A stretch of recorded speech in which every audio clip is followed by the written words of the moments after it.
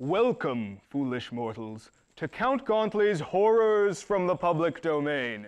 I am your host, Count Simon Gauntl'y, and each episode I'll be leading you on a journey through the history of film. Specifically, we'll be exploring that eldritch abyss known as the public domain. These are films forgotten by time or abandoned by their creators. The strange, the horrifying, the poorly and cheaply produced. All of these are the purviews of the public domain. So what are we waiting for? Come, join me in my crypt. It's bigger on the inside. Come, join me.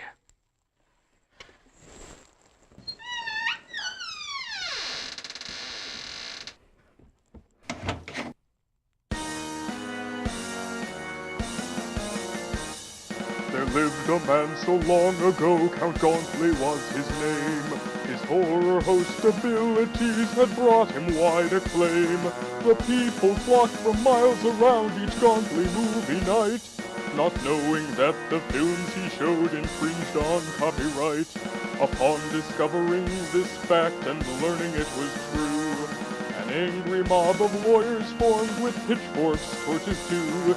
They tracked the Count and sought to stop his movie hosting ways, and torches blazing put an end to Gauntly's earthly days.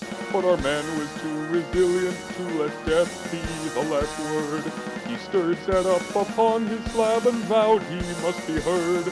So he stocked his tomb with gadgets from the local studio, intent on showing movies on an awesome TV show. But he had to find a legal way, so Gauntly racked his brain. 'Twas then he learned of something called the public domain. Now here he is, the time has come, his dreams are coming true. Count Gauntly's here to share a film in hopes that you won't sue. Hello once again, and welcome to Count Gauntly's Horrors from the Public Domain. On tonight's spooktacular offering, we'll be serving up that space-age classic full of atomic horrors and giant lizards, and, of course, enormous, googly-eyed extraterrestrial monstrosities known only as killers from space. Ugrat? There's a strange sound out there. It almost sounded like someone was in trouble, but I'm sure it's fine. It didn't sound fatal or anything. I mean, let's talk about this movie here. What movie?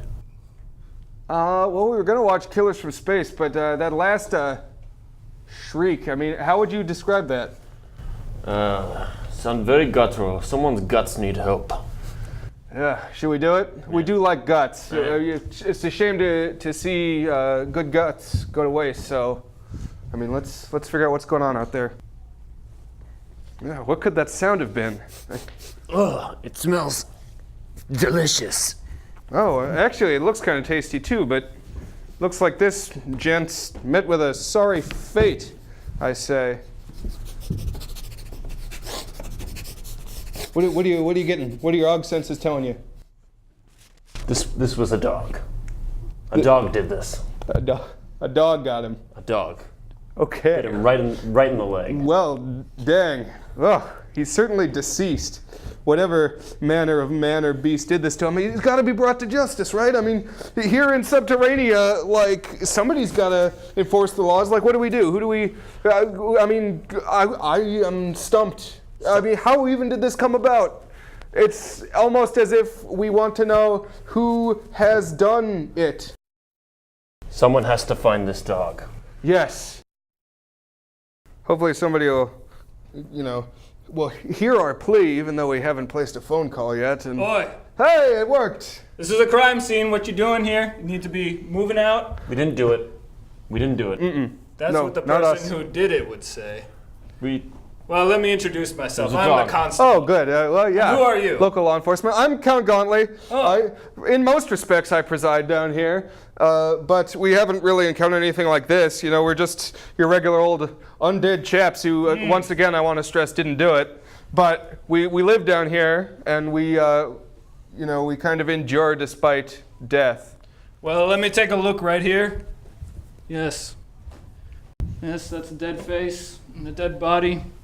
I think it's fair to say that this person is dead, I would say. And it looks like we need to open up an investigation. Say, you two look familiar. I think you might know my brother. You know, come to think of it, your face does ring a bell. Are you a bell ringer? No, you see, my brother, he's a zombie critic, and he says he works quite a bit down in the crypt. So. Oh, I see. Well, you remember that guy, don't you? That was partially our fault. Oh, that he was a zombie. Yeah, it was a long and convoluted story at Thanksgiving, as all Thanksgiving stories usually are. But I believe a beaver was involved or something. Anyways, yeah. We have a body that has been deemed dead by multiple people. I mean, you said he was dead too, I heard. So. we did. So I'm glad you could back that up. But isn't there anything else that you can do? You are the. Did a dog do it? I think we should figure out who did it, and I think I know the person who can figure that out for us. Got a clever pint down at the office. His name's Holmes, Sherlock Holmes. There's a new guy. I don't think anyone's ever heard of him. So.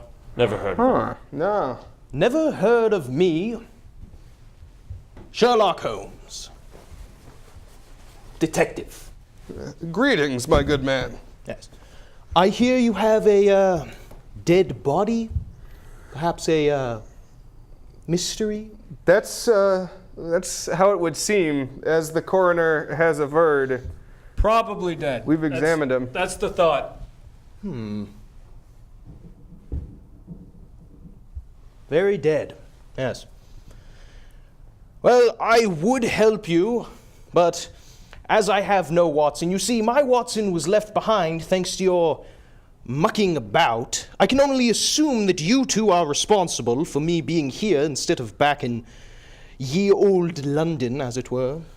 Oh, wait a minute. Actually, Sherlock Holmes, I He's feel supposed to like be that's dead. come up in like a movie or something. I mean, that is the only form of media that I ever take in. So, but that sounds like, because we did kind of mess up time.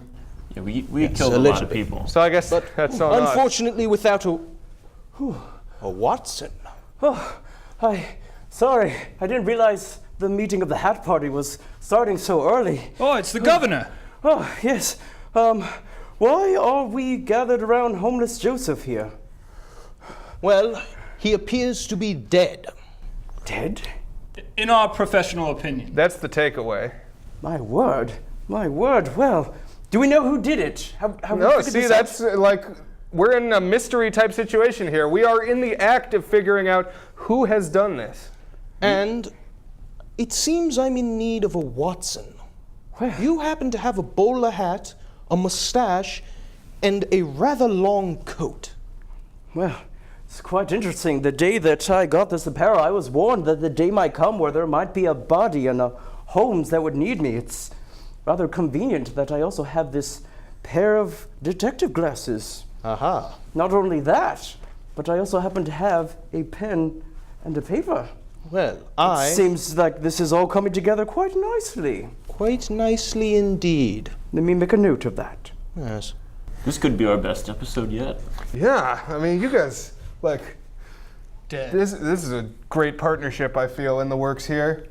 And we get to be a part of it. We get to figure out who has done this. And you get to be along for the ride.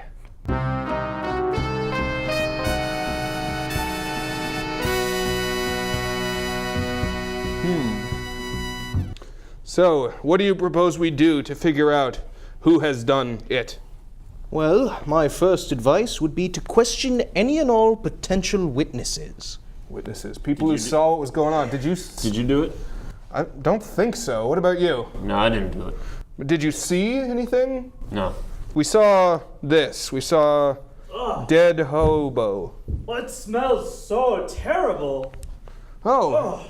Hey, glorious leader. It's been a while since you graced us with your presence. Yes, I know. Well, what brings you to this neck of the woods? I was investigating the most terrible smell I've ever smelled. And here I find that you've murdered some poor serf. Well, have you ever seen this guy before? Yes, actually, I have. Really? Even though I detest them, they are very gross and very dirty. Peasants make up the backbone of East Tiberia's society and economy. And occasionally I do follow them around, make sure they have enough feed in their trough, get out enough for pastures. So I was following this thing, and I saw him come down this catacombs, followed by a strange person that had a guitar. Guitar. Hmm. The plot of this mystery thickens. Yeah. So what could that mean? A guitar? Well, do you know of anyone who plays guitar? I can only think of one, but it's not possible. Yeah, it wouldn't be in his nature, would it? I don't think so. I don't buy it. No. Let's do some more sleuthing. Like, I would almost say that this has got to be the handiwork of something more than human, like some kind of belligerent ghost. And on that note, let's watch The Case of the Belligerent Ghost.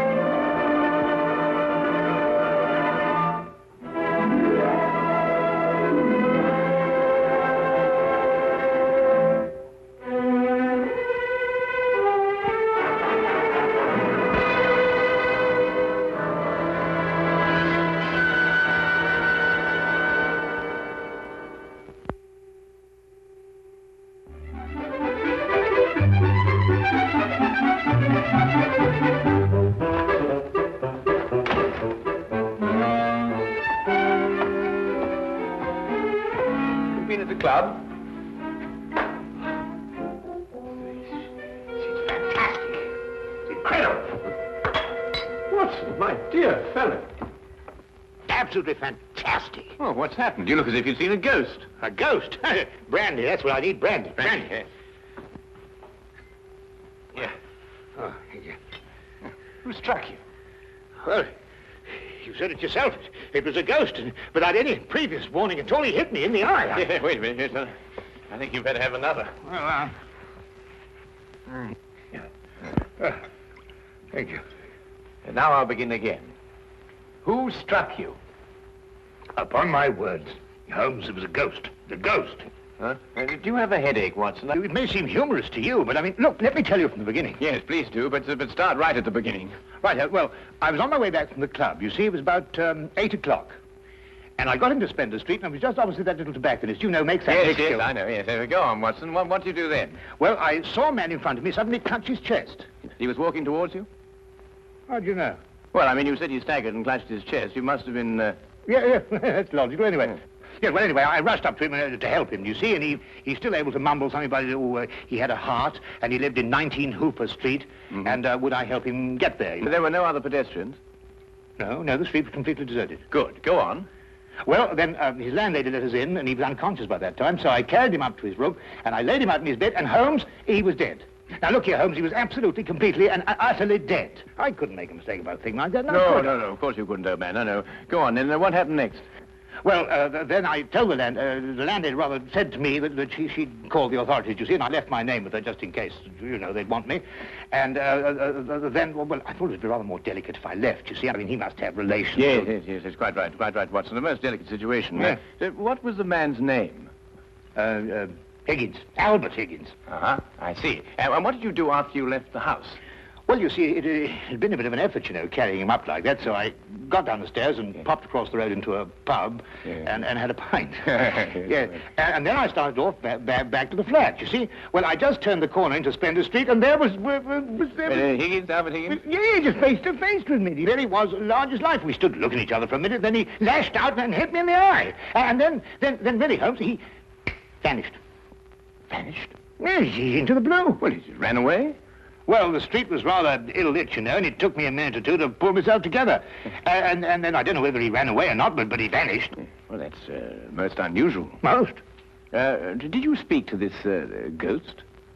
Well, I may have said, good gracious, Higgins, or by Jove, Higgins, or even good heavens, Higgins. Oh, dear, it's perfectly natural, Watson. Describe Higgins to me.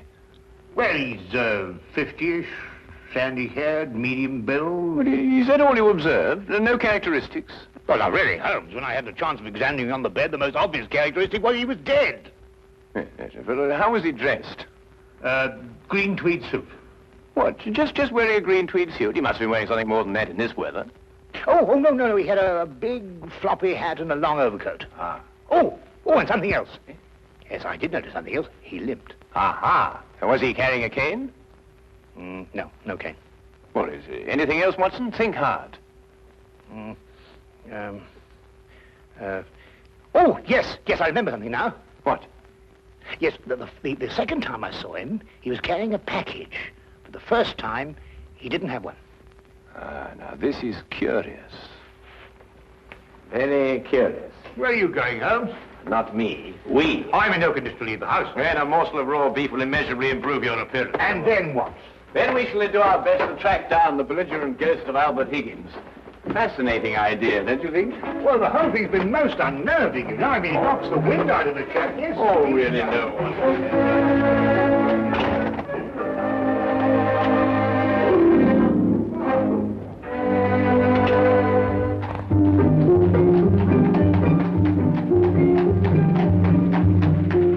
Also a rather flamboyant character by the wide, rakish brim. I see he was an artist, too. Though he hasn't painted very much recently. Notice the specks of paint underneath the brim here. And not house paint, but canvas oils. Here, what's this? How are you, Jensen? What are you doing in poor Albert's room? Oh, good evening, Mrs. Blake. You remember me, Dr. Watson? Oh, you're the bloke who brought poor Albert in. Yes. Who's your gentleman friend? Ah, this is Mr. Sherlock Holmes. Mrs. Maggie Blake, the landlady. Pleased to meet you, I'm sure, Mr. Holmes. Oh, poor old Albert. He was proper fond of life, Albert was. He wouldn't have popped off if he'd had his way. Oh, few of us would, madam. I was around to the local having me good-night pint. And grieving for poor old Albert. He would have wanted a proper send-off with a pint of mild and bitter, Albert would. No doubt he would, madam. The body, I see, has been removed by the authorities. Oh, poor old Albert on a slab. Oh. Oh, dear. Have you notified his next of kin, Mrs. Blake? No, he had none. He was all alone. Oh, I see. Where was Mr. Higgins employed, madam? At the Pembroke Museum, right around the corner in Spender Street. It's a picture museum. Albert was a day watchman. A day watchman, you say? What were his working hours? 9 in the morning till 9 in the evening.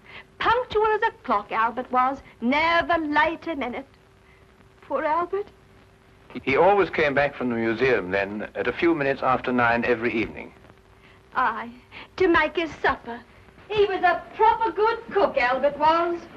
Excuse my saying so, madam, but aren't you mistaken? Surely it's a little after 8 when Mr. Higgins finished work?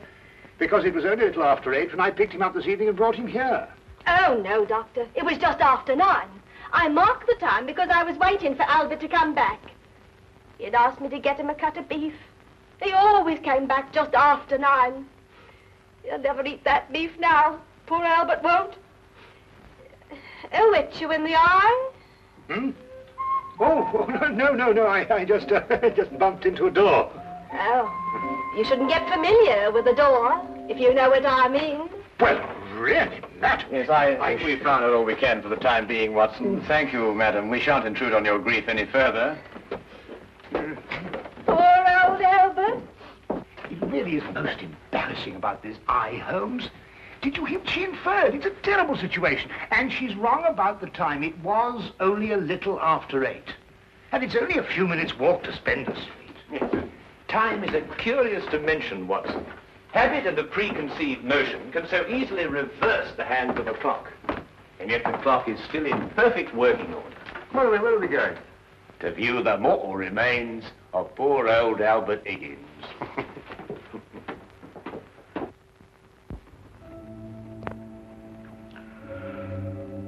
Well, there he is, Mr. Holmes. Nice and peaceful, I gave. Poor chap. See anything, Holmes? Nothing that I haven't already deduced, except that I drew an erroneous conclusion from his hat. He has painted recently, but indoors with his hat off. There are still traces of paint, quite fresh under his fingernails. What does that mean? I haven't the faintest idea. Well, you gents aren't the only ones interested in this dearly departed. Inspector Lestrade of Scotland Yard's looked him over, too. Oh, indeed. Oh, he's still here if you'd like to talk to him. Well, that should be very informative for one or the other, or both of us. I can't understand it, Holmes. I'm absolutely sure this is the man who punched me. I'm positive. But also the one who had the heart attack? Yes, I'm sure of it. One and the same. Well, he's punched his last punch, where he probably is there punching him, full of holes with pitchforks. Yes, well, I think we've seen and heard enough. Would you like to take us to Inspector Lestrade now, please?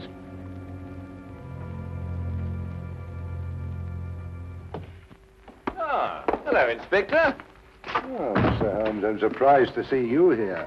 Now, this is one case you can't make anything queer out of. Oh, then why, my dear Inspector Lestrade, are you here? Well, when they brought him in, somebody recognized him as Pound-Note Albert Higgins. I come along to check the identification. We like to keep a track of our old pals, you know. What was he in prison for? Counterfeiting. He made the best pound note you ever saw. Yes, he was a real artist. Lestrade, there's no doubt as to the cause of death, is there? Oh, sorry, Holmes. Heart failure, no foul play. I understand you were with him in his last moments. Yes, I was with him on the street when he had the attack, and I took him home. There was nothing you could do, I suppose. Nothing. He was dead before I had a chance to do anything. By the way, what time was he brought in? Oh, let me see now. It would be about, yes, here we are. 9:45. Higgins' landlady notified Constable Smithers at 9:30. Smithers had them remove the body in a matter of minutes. Inspector, are you sure it was 9:30 and not 8:30? No, 9:30. It's right here in Smithers' report. Why? Oh, no, it's nothing at all. You're quite sure, Lestrade, there's nothing more to this than a simple case of natural causes? Ah, no, there's no mystery at all. No mystery, Mr. Holmes. What happened to your eye, Dr. Watson? Oh, I bumped into a door. A door? Oh, well, that's a new one anyway. Was it a pretty door? Now, really, Lestrade. That's all right, Watson. I won't tell a soul. Well, really, this is insufferable, Holmes. Nobody believes me. Well, why did you tell them the truth? What, that I was punched by a ghost? Yes, I see what you mean. We may have to take on this case anyway, if only to protect your honor and reputation. Well, it's intolerable, Holmes. Absolutely intolerable.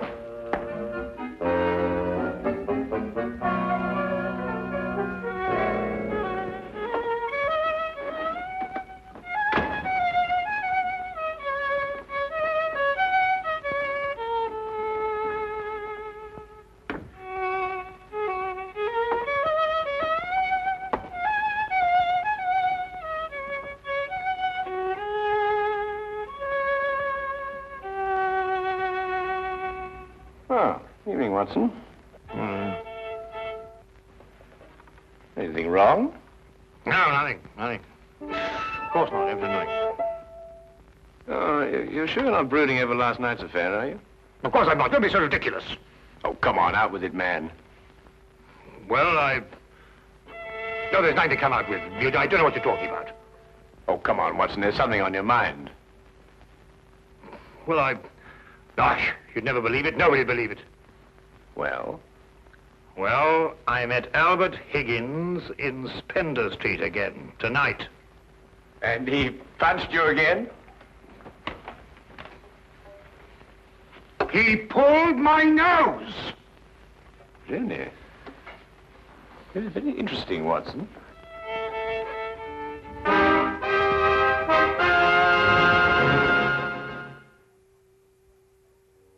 My dear Watson, calm yourself.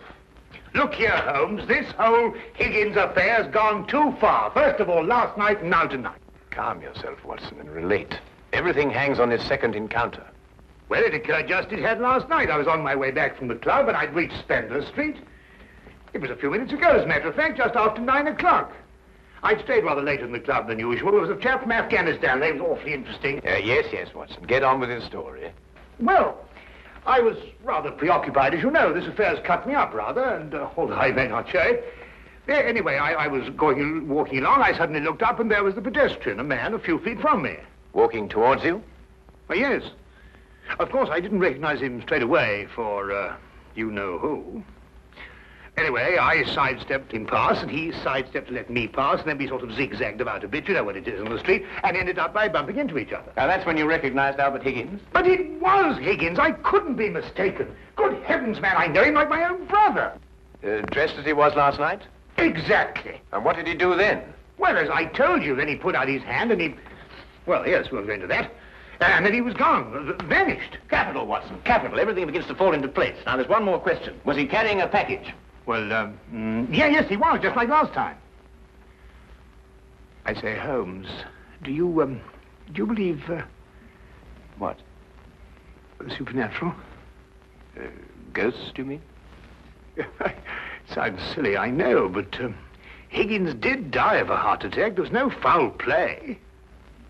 No foul play? Why, the whole affair reeks of foul play. I can tell you, Watson, I haven't been idle today. Do you know that the Pembroke Museum is showing a collection of paintings on loan from the Italian government, and that included amongst those paintings is Leonardo da Vinci's Moonlight Madonna? Well, I did read something about it in the paper. What's that got to do with Albert Higgins? Well, we must now pay a visit to the good inspector and inform him that if the ghost of Albert Higgins hadn't struck you in the eye... And pulled my nose. And pulled your nose, I would never have suspected the Moonlight Madonna would be stolen from the museum. What? Well, it's quite obvious, isn't it? Well, of course.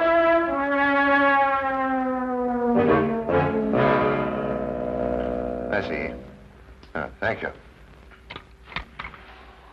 Well, we'll soon know, Mr. Holmes. But if the picture's still hanging in its place, and we've dragged the curator out of bed to check on it, well, false alarms like this don't exactly help the yard's reputation, you know. And what about my reputation, Inspector? When I say a man died a little after 8, he died a little after 8 and not a little after 9. And when I say these ghosts punched me in the eye half an hour later, hang it, he punched me in the eye. Oh, we all have our off days, Dr. Watson. To err is human, as the poets say. And furthermore, if I tell you that I bumped into this chap's ghost again tonight, you didn't tell me about any second meeting. Oh, didn't I? Well, nothing. An hallucination, that's what you had, Dr. Watson. Yes, it's, psychological. That's the thing in crime today, psychology. I've been studying it, you know. You astonish me, Inspector. Oh, we're not as backwards as you think, Holmes. No, we like to keep abreast of the times. Though I don't mind admitting I don't think the psychology's got much of a future. Oh, come in. Ah, Hawkins, you saw the curator? Oh, yes, sir. I called him, Mr. Bentham, as you instructed, sir. He was quite excited when I told him this picture called the Moonlight Madonna had been stolen. And so we rushed around the corner to the museum. And? Well, sir, the picture was there, hanging in its proper place. Good night, sir.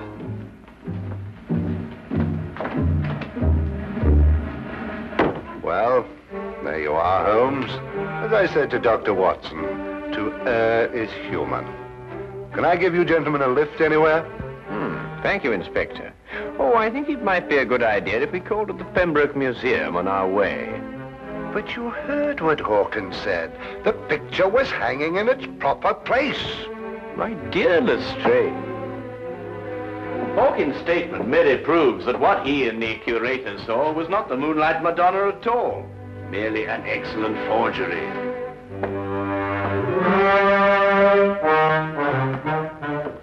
What's he talking about? Art? ghosts, my black eye, and psychology.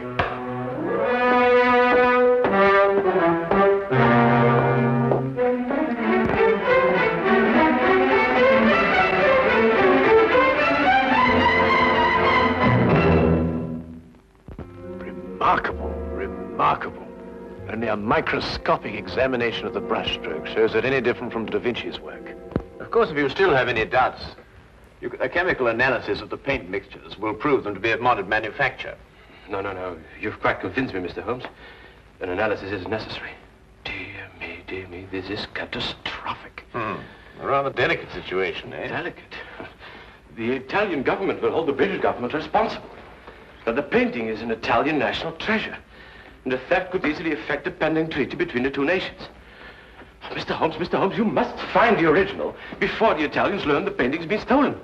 The British government will hold me responsible. And the Yard will hold me responsible. The most priceless of the lot, too.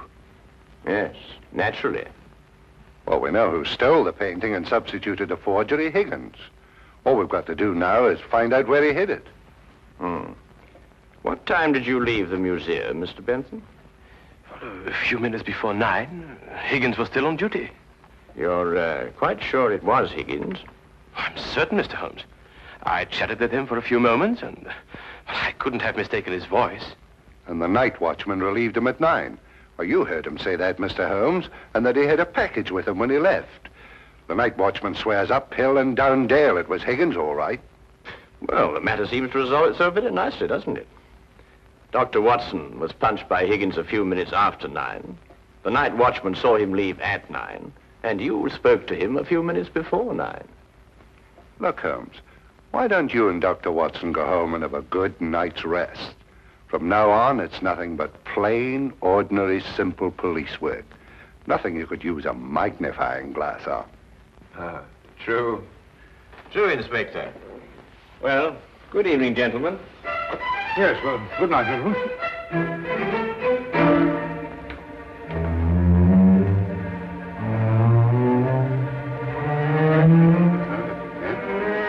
Terrible, Inspector. Terrible, Inspector. Terrible. What do we do now? Interesting affair, eh, Watson? Look, I don't care what anybody says. It was after 8 when Higgins punched me. Well, has it occurred to you that if Higgins didn't punch you, who had the heart attack? Well, now, look here, Holmes, Oh, confound it, for all I know, it was Higgins who punched me and his ghost had the heart attack. Come on, Watson.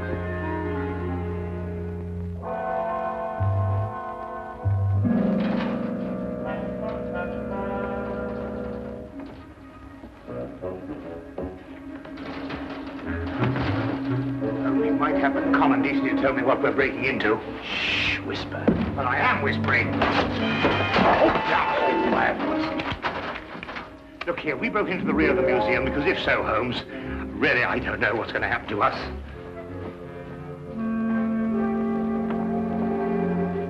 Here, hold this. What? Oh.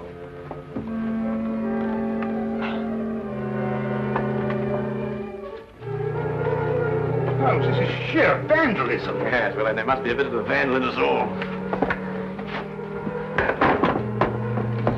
Holmes, what are you doing? This is wanton destruction. I've never seen anything like this in my life. I forbid you to. I didn't know this side to your character, Holmes. I'm shocked. Ah, just as I thought. Look, Watson. Good heavens, the Moonlight Madonna. Yes, ingenious, isn't it? And yet, what could be simpler than to attach it to the back of an old mother painting? How on earth did you work that out? Well, I just asked myself where I would hide a stolen canvas. Holmes, have you gone mad? No. We just await events. I don't think we should have to wait very long.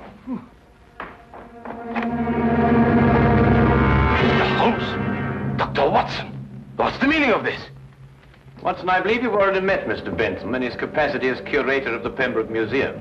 Allow me to present him to you now as the picture thief. Charmed, Dr. Watson. Oh, delighted. What is this? So you discovered my little hiding place, Mr. Holmes. I'm curious. How did you know it was I and not the late lamented Higgins? Yes, I believe Dr. Watson's story from the first. If Higgins died at a little after 8, it must have been someone else who struck him a little after 9. But it was Higgins who punched me home. Oh, no, Watson. It was a limp, wide, floppy hat and an exceedingly long overcoat that punched you. Seen in a dimly lit street. A psychological misidentification, as the good inspector would call it. The night watchman was also a victim of the same illusion. And what about the landlady? How much did you have to pay her to set back the time of death by an hour, Mr. Bentham? Oh, not much, Mr. Holmes. How did you know it was me?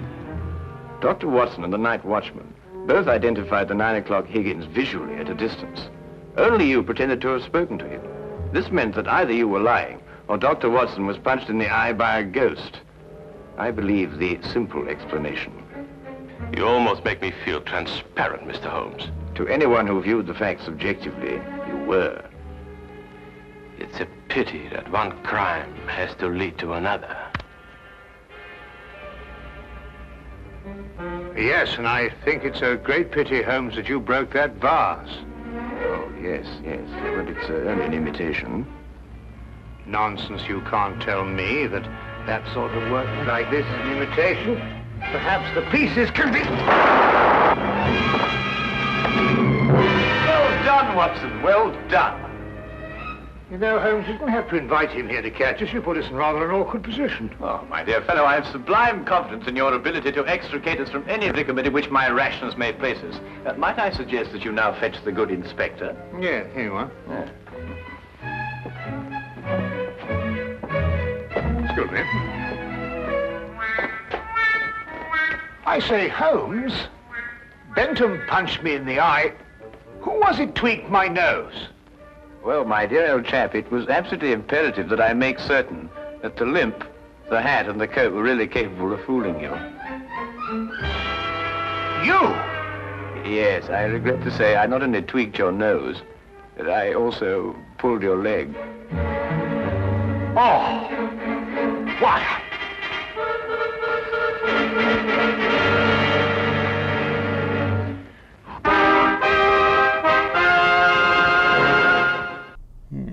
All right. Well, still not much further to solving this mystery, but we do have a witness, so that's one thing. Or I should bring him down to the station for questioning. Yeah. All right, glorious leader. Sounds about right. You're coming with me. Let's go. Well, he probably did it. It's not an unfounded guess. Now, if you'll excuse me, there seems to be a rather out of place full-size hat. How did we miss that one? Watson? Yes? Take a closer look. Oh my. At the hat. The hat, yes. Oh, okay. Or your notepad, whichever. Now, upon further inspection, I find a single guitar string with tuning doohickey. Oh no! But those are things that Freak Slice has. The one and only. This Freak Slice is the country bumpkin, peace-loving whatchamacallit. Aye, that's the one. He's the nature guide. Then, perhaps, as a motive, the evidence is stacking against this Freak Slice. This man appears to be the embodiment of the urban lifestyle, while Freak Slice seems to be the embodiment of the rural lifestyle. The country mouse, city mouse dichotomy, if you will. Yes. To the utmost extreme of murder. I wouldn't have believed he had it in him. I mean, I do have to admit, I've never seen him in an urban environment or talking to anyone from the urban environment. I didn't think it was possible, but maybe we've just been overlooking it. If deduction points that way, right? Eliminate the impossible and you're left with the only possible outcome. That's a good one. I'll have to use that sometime. I guess we've no choice. We have to bring Freak Slice to justice.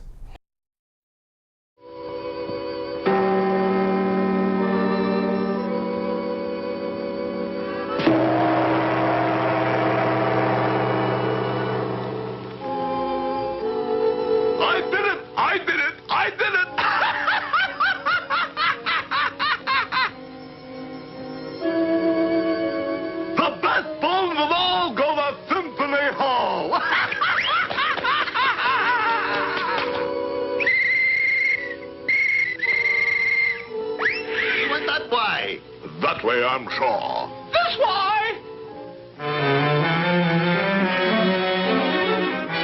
Baffling, baffling, baffling.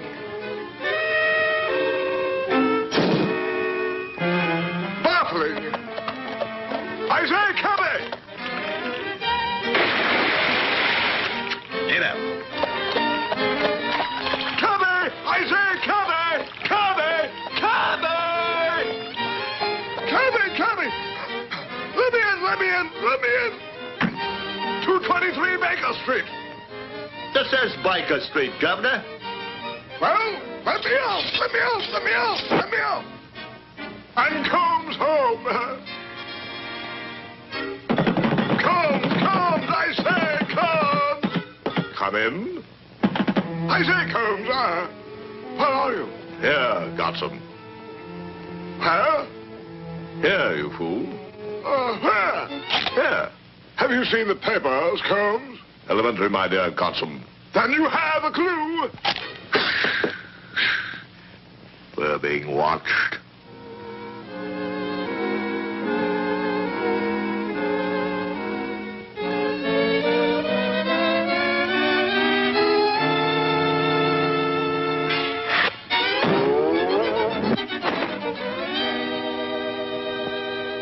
Now, what were you saying, Gotham? Well? What? The mystery at the museum. Elementary, my dear Gotham. Elementary.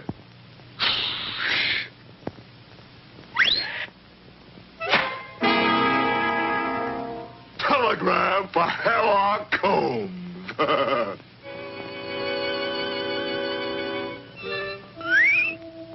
Gone. Elementary, my dear Gotham. But where to go? Frankly, Gotham, I haven't the slightest idea. But The backbones of all go to Symphony Hall. The window.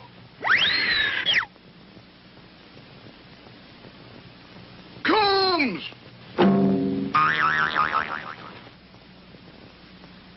good shot. What next? We disguise ourselves and visit the scene of the crime.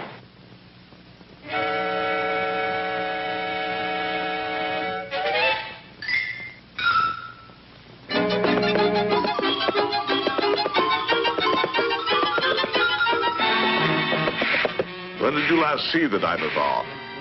Last night, sir. But this morning it was gone. Hear any strange noises? As a matter of fact, I did, sir. Tell me, God, what did you hear? Silly phone music.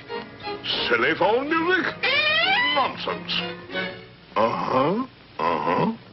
Yes, yes. Hold the line. I say.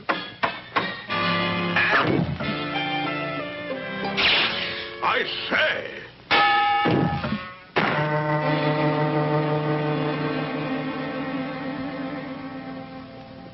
What do we do now? Reconstruct the crime. How? First, we build a dinosaur out of that scrap pile. Now? Now.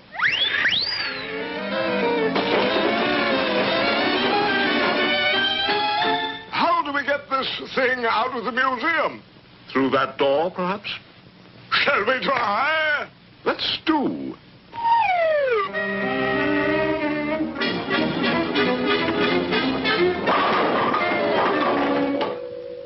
That's out. I say, the window. Let's go.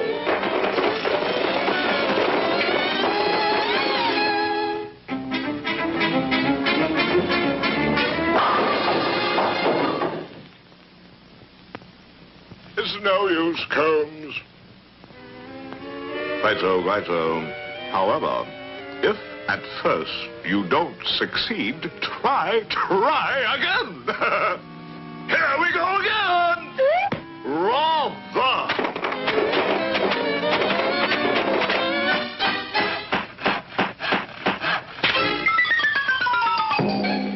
That's People music!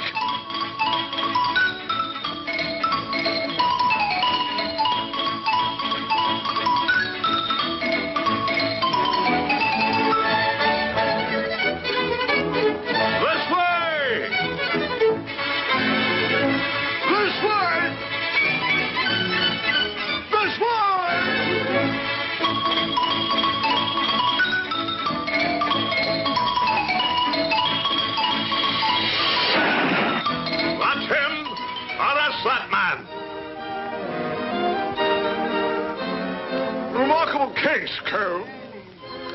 But what still baffles me is how did the culprit get the dinosaur out of the museum? Elementary, my dear Godson. The backbones of all go to Symphony Hall!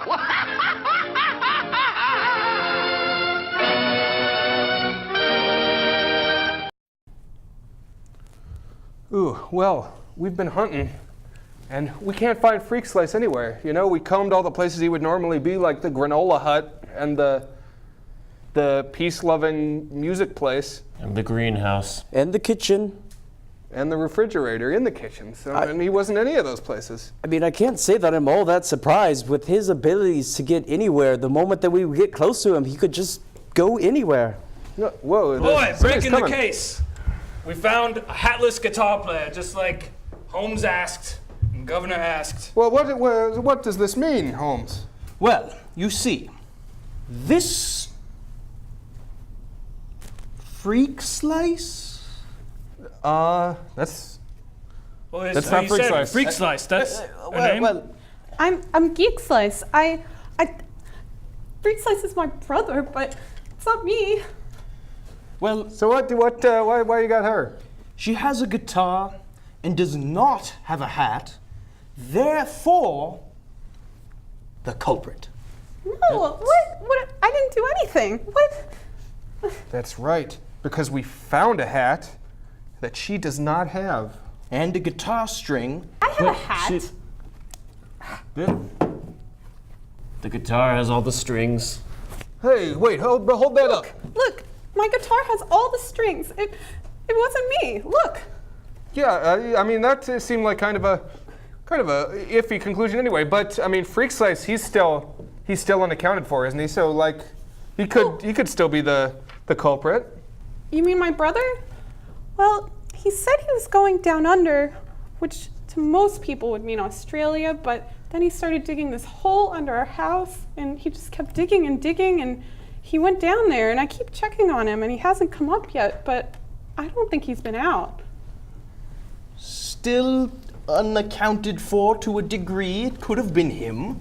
I don't know. That sounds a little bit like an alibi. What are you thinking, impromptu de facto Watson? I mean, honestly, without Freak Slice being here, I thought he was going to come out. Without him being here, I don't know what to think. I don't want to believe it, but without him giving his side of the story, I can't jump to any conclusions. None whatsoever. Always innocent until proven guilty. That's what I would say. But then, I don't know, you got this desk here for questioning, I suppose? Maybe, yes. Maybe we should let him do his stuff here. Questioning. First, when questioning, you do good constable, bad constable. Would you like a biscuit? Are they gluten-free? No. Yes. No. Yes. No. I can't do anything right. That was a little hostile. But I suppose that's the bad constable angle, correct? Yes, he's very bad at his job. Bad at his job. Still, what do you know of homeless Joseph? I've never heard of such a person. He sounds like he needs help. She's never heard of him. You can't get the real guy here. Like, I don't know what kind of detective you are. Like, you're just out of place and out of time. Like, this seems pretty far off base. And I don't know. It's not adding up for me. Like, where were you? You know, on the night, because we were down in the crypt and we heard a scream, and For all we know, it could have been you. Well, then you are a far better detective than I. For you see, I was the murderer. No way! What? Oh, no! Get him! Get him! Oh, here, hold that up. We should have known all along the clues were there. Here, grab hold. Go get him. Hey, and that's why he said he was going to go murder someone just a few minutes before the murder. You were on to me, I see. I figured you out. Yes. Allow me to explain the culprit's motives, as I know them very well, as they are my motives. Do so. You see, I am a fan of your show, Count. Oh, naturally. Yes. I've always wished to be on it. However, you are sorely lacking in the most important of all public domain, classic literature. Really? Yes. Always with these science fictions and educational films and whatnot. Never do you see a character such as I, or one of Charles Dickens's works walking around, although I'm not entirely sure if he's public domain. Probably. Probably. Yes. But Well, it's certainly something that could be looked into. I mean, was that it? You wanted more books, and so you killed a homeless person? Well, yes. The homeless are, I agree with the fellow in the cape and the crown, they are rather dreadful. Well, you're not too far off, I guess.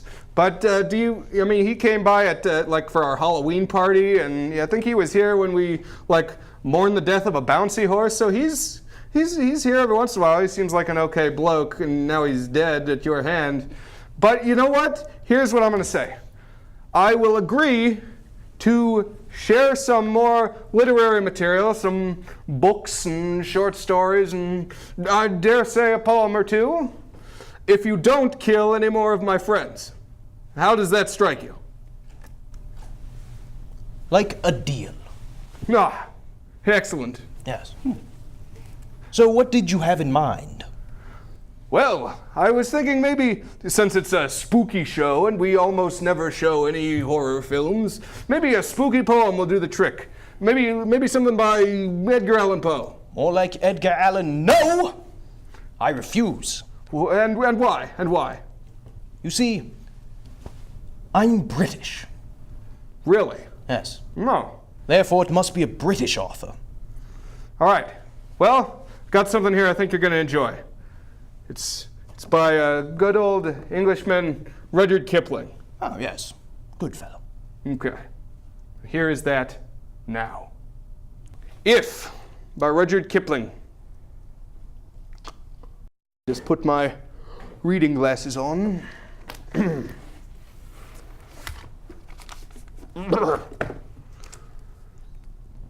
If you can keep your head when all about you are losing theirs and blaming it on you, if you can trust yourself when all men doubt you, but make allowance for their doubting too, if you can wait and not be tired by waiting, or being lied about, don't deal in lies, or being hated, don't give way to hating, and yet don't look too good nor talk too wise. If you can dream and not make dreams your master, if you can think and not make thoughts your aim, if you can meet with triumph and disaster and treat those two impostors just the same, if you can bear to hear the truth you've spoken, twisted by knaves to make a trap for fools, or watch the things you gave your life to broken, and stoop and build them up with worn-out tools. If you can make one heap of all your winnings and risk it on one turn of pitch and toss, and lose and start again at your beginnings, and never breathe a word about your loss. If you can force your heart and nerve and sinew to serve your turn long after they are gone, and so hold on when there is nothing in you except the will which says to them, hold on. If you can talk with crowds and keep your virtue or walk with kings, nor lose the common touch. If neither foes nor loving friends can hurt you, if all men count with you, but none too much, if you can fill the unforgiving minute with 60 seconds worth of distance run, yours is the earth and everything that's in it. And what is more, you'll be a man, my son. And that's frankly what it's all about. Oh, wait a minute. What's going on over there? It looks like a ghost! Indeed. Oh, he's over there. Well, you know what they say down here in the crypt. Nothing ever dies, be it a classic work of literature or an old sci-fi movie or even a belligerent ghost. And as always, to you at home, thank you for watching us here at Count Gauntley's Horrors from the Public Domain. And as always, pleasant nightmares. See you later.